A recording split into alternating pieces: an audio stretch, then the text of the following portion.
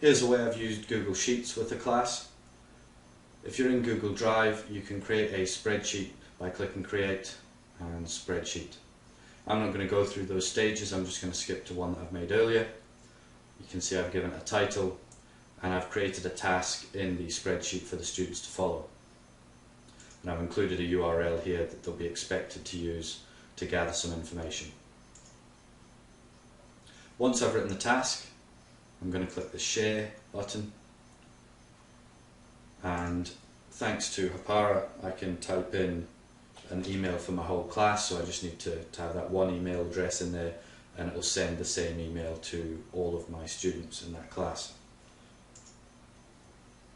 I'm going to change the settings from Can Edit, meaning that any student could make changes to my file and those changes would be seen by all students.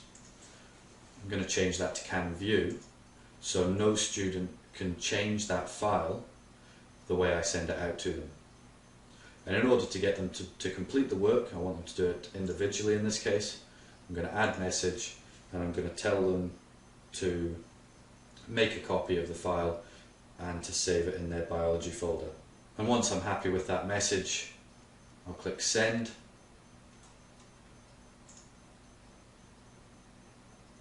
And you can see the email addresses of the people, the details of the people or groups that you've shared that file with.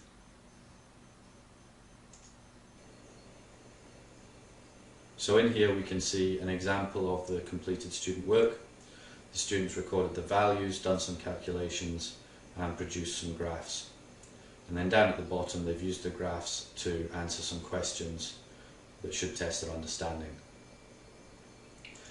Now here I can see that the student has made a little bit of a mistake. They haven't quite understood this term here, so I'm going to give them some feedback.